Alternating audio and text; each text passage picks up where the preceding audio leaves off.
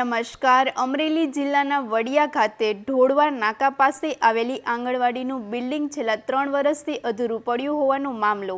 નવી આંગણવાડી માટે કામ મંજૂર થયા બાદ થોડું કામ શરૂ થયું હતું, પરંતુ કોન્ટ્રાક્ટર કામ અધૂરું મૂકીને ચાલ્યા ગયા હોવાનો આક્ષેપ. સ્થાનિક લોકો દ્વારા કામમાં નબળી કામગીરી અને ભ્રષ્ટાચારની શંકા વ્યક્ત કરવામાં આવી રહી, સાથે જ સ્લેબમાંથી પાણી પડતું હોવાના આક્ષેપો. વોર્ડ નંબર 6ના પંચાયત સભ્ય જુનેદ ડોડિયાએ ગુજરાત સરકાર અને મુખ્યમંત્રીને પત્ર લખીને સમગ્ર કામની તપાસ કરી જવાબદાર સામે કાર્યવાહી કરવાની માંગ કરી. વધુ સમાચાર માટે જોડાયેલા રહો આરપી ગુજરાત ન્યૂઝ, રાજકોટ. આ મુદ્દામાં એવું છે કે છેલ્લા 8-9 વર્ષ થયા પોલીસ સ્ટેશન જૂની દુકાન પાસે આ આંગણવાડીના બાળકો અહીંયા ભાડે લઈને ત્યાં ભણાવતા. એને 8-9 વર્ષથી ત્યાં ભણાવતા. અંતે છેલ્લા 3 વર્ષ 2023-24માં મનરેગા હેઠળ આ આંગણવાડી નવીનીકરણ માટે મંજૂર છે.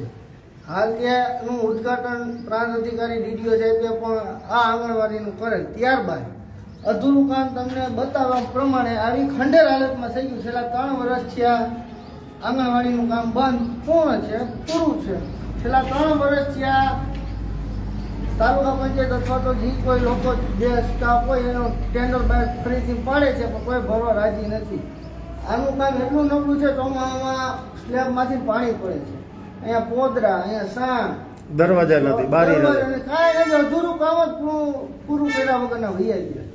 જે બાળકોને આમાં ભણવાનું હોય છેલ્લા 3 વર્ષ છે, એ ભાડે મકાન રાખીને અત્યારે ભણવાની સ્થિતિ માટે આની પહેલાના મહિનામાં મેં સ્વાગત કાર્યક્રમમાં પ્રશ્ન મૂક્યો હતો. ત્યારબાદ પ્રમ દિવસે મેં મુખ્યમંત્રીશ્રીને રજૂઆત કરેલ છે કે આ આંગણવાડીની તપાસ કરવામાં આવે, કાયદાકીય પગલાં લઈને અને આ કામ પૂર્ણ કરીને બાળકોને આપવામાં આવે એ વહેલી તકે કરવા વિનંતી માટે પત્ર પણ લખેલ છે. એની હાલત છે એટલે માટે એટલો શેર કરો કે મુખ્યમંત્રી અને અધિકારીઓના આ ખાડા કામ કરીને બેઠા છે ને કે જાગીને અને આ બાળકોની રજૂઆતને સફળ બનાવે. આ કયા વિસ્તારની આંગણવાડી છે? આ કૃષ્ણપુરા ઢોળવા નાકા આંગણવાડી કેન્દ્ર